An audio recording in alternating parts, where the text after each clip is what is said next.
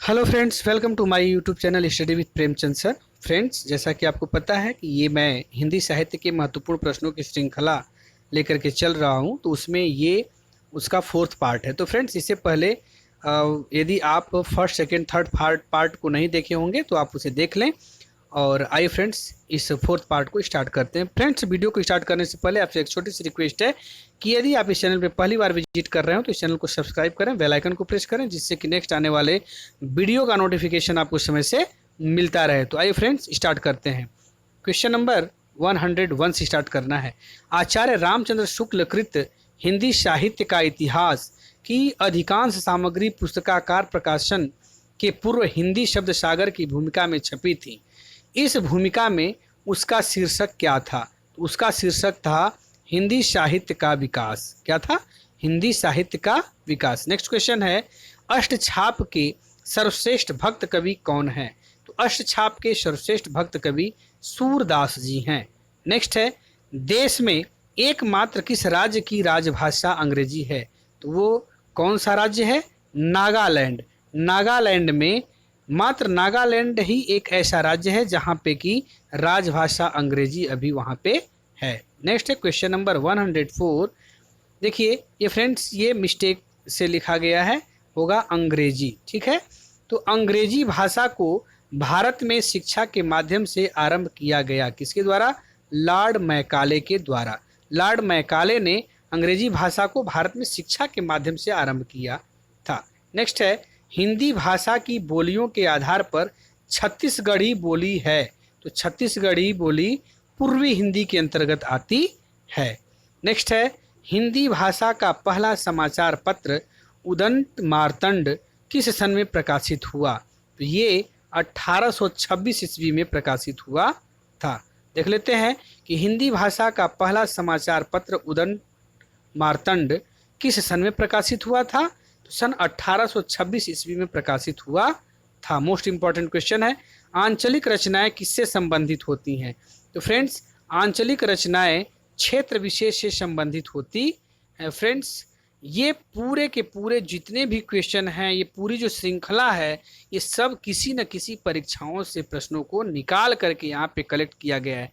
तो आप पूरे वीडियो में बने रहें और सभी प्रश्नों को एकदम से घोल करके पी जाएं, ताकि आपको परीक्षा में इसका बेनिफिट मिल सके। नेक्स्ट क्वेश्चन नंबर 108 है कि छायावाद के प्रवर्तक का नाम बताइए। तो छायावाद के प्रवर्तक कौन है? तो छायावाद के प्रवर्तक जयशंकर प्रसाद जी हैं। ठीक है, नेक्स्ट है, निम्नलिखित में से कौन सा एक उपन्यास ज्ञानेंद्र द्वारा रचित है?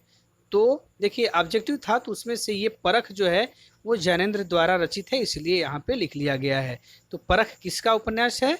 वो ज्ञानेंद्र जी का है। नेक्स्ट है, कामायनी किस प्रकार का ग्रंथ है? तो फ्रेंड्स, कामायनी महाकाव्य है। कामायनी महाकाव्य है। नेक्स्ट है, निम्नलिखित में से किस रचना की सर्वाधिक टीकाएं लिखी गई हैं? तो बिहारी सतसई की सर्वाधिक टीकाएं लिखी गई हैं। किस रचना की? बिहारी सतसई की सर्वाधिक टीकाएं लिखी गई हैं। आइए नेक्स्ट क्वेश्चन की तरफ बढ़ते हैं फ्रेंड्स। नेक्स्ट क्वेश्चन है 112। निम्नलिखित में से सबसे पहले अपनी आत्मकथा हिनिस में किसने लिखी? तो हिनिस नहीं है फ्रेंड्स, ये हिंदी है। क्या है? हिंदी है।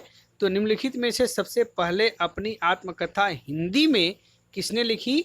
तो राजेंद्र प्रसाद जी ने हिंदी में अपनी आत्मकथा लिखी थी सबसे पहले। हिंदी के किस समाचार पत्र में खड़ी बोली को मध्य देशीय भाषा कहा गया है? तो बनारस अखबार को। किसे? बनारस अखबार को ये क्या बोला गया है? मध्य देशीय भाषा कहा गया है। नेक्स्ट है, आसमान पर चढ़ाने का अर्थ है। तो आसमान पर चढ़ाने का अर्थ होता है अत्यधिक प्रशंसा करना। सॉरी फ्रेंड, आसमान पर चढ़ाने का अर्थ होता है अत्यधिक प्रशंसा करना। नेक्स्ट है, सूर्यकांत त्रिपाठी निराला को कैसा कवि माना जाता है? वीवीआई क्वेश्चन है, मोस्ट इंपॉर्टेंट। तो सूर्यकांत त्रिपाठी निराला को क्रांतिकारी कवि के रूप में जाना जाता है। क्रांतिकारी कवि माना जाता है। किसे? सूर्यकांत त्रिपाठी निराला जी को। नेक्स्ट है क्वेश्चन नंबर 116। पल्लव के रचयिता हैं पल्लव के रचयिता सुमित्रानंदन पंत जी हैं। नेक्स्ट है, उर्दू किस भाषा का शब्द है? उर्दू तुर्की भाषा का शब्द है। नेक्स्ट है, निम्नलिखित भारतीय भाषाओं में कौन सी भाषा द्रविड़ भाषा की उत्पत्ति नहीं है? तो ये मराठी भाषा जो है द्रविड़ भाषा की उत्पत्ति नहीं मानी जाती है। नेक्स्ट क्वेश्चन है, देवनागरी लिपि का विकास किस लिपि से हुआ है? तो फ्रेंड्स मोस्ट इंपॉर्टेंट क्वेश्चन है, ब्राह्मी लिपि से हुआ है। देवनागरी लिपि का विकास जो है वो ब्राह्मी लिपि से ही हुआ है।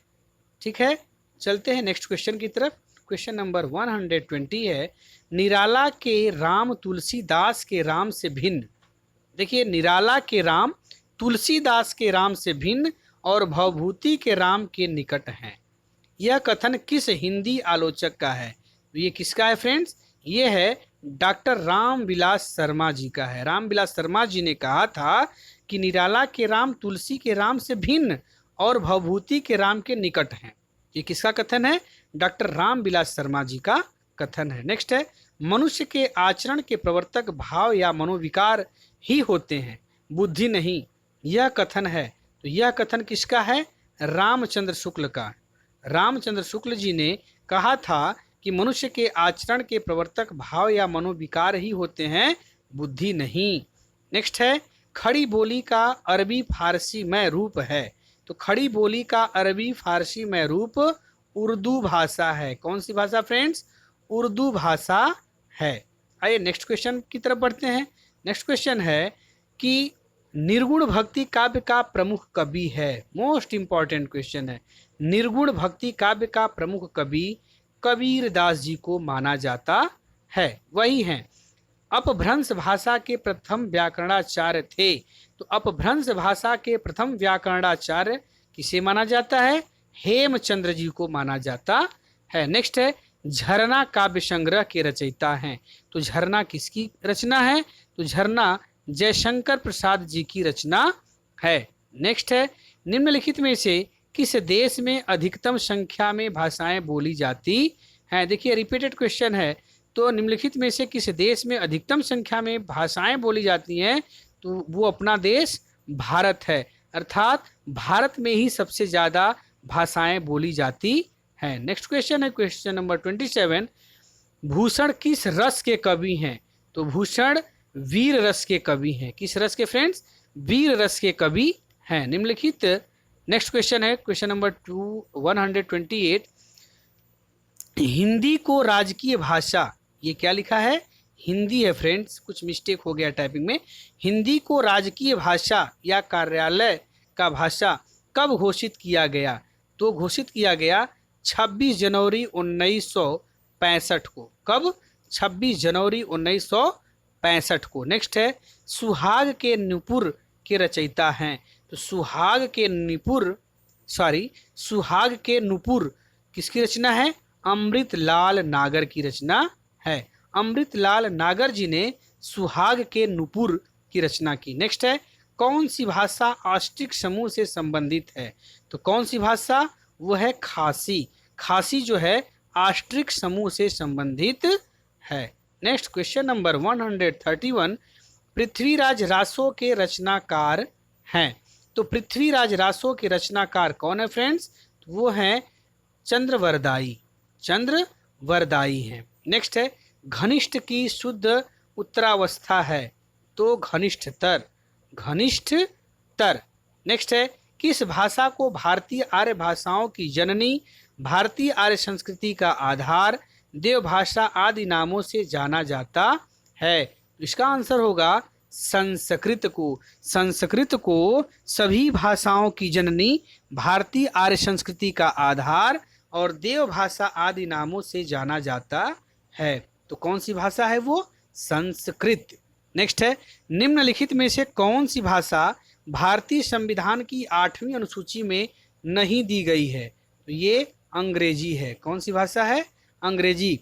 ऑब्जेक्टिव क्वेश्चन था, उसमें से यही उसका आंसर था, अंग्रेजी। ये जो है कि भारतीय संविधान की 8वीं अनुसूची में नहीं दी गई है। ठीक है, नेक्स्ट क्वेश्चन है क्वेश्चन नंबर 135, सांच बराबर तप नहीं, झूठ बराबर पाप। इस पंक्ति के रचयिता कौन है? मोस्ट इंपॉर्टेंट लाइन है। सांच बराबर तप नहीं, झूठ बराबर पाप। इस पंक्ति के रचयिता कौन है? तो कबीर दास जी हैं। कबीर दास जी ने इस पंक्ति की रचना की। दुरित दुख दैन्य न थे जब ज्ञान, अपरिचित जरा मरण भूपात। पंक्ति के रचनाकार हैं। फिर से देख लेते हैं।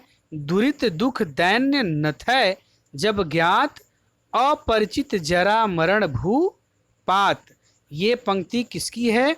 ये सुमित्रानंदन पंत जी द्वारा रचित है। ठीक है, चलते हैं नेक्स्ट क्वेश्चन की तरफ। नेक्स्ट क्वेश्चन है क्वेश्चन नंबर 137। राम की शक्ति पूजा में निराला की इन दो कविताओं का सार तत्व समाहित है। वो कौन कौन सी दो कविताएं हैं? देख लेते हैं।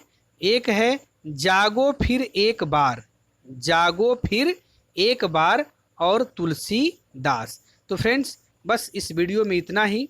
नेक्स्ट वीडियो में हम पुनः मिलेंगे आप लोगों से। तब तक के लिए धन्यवाद।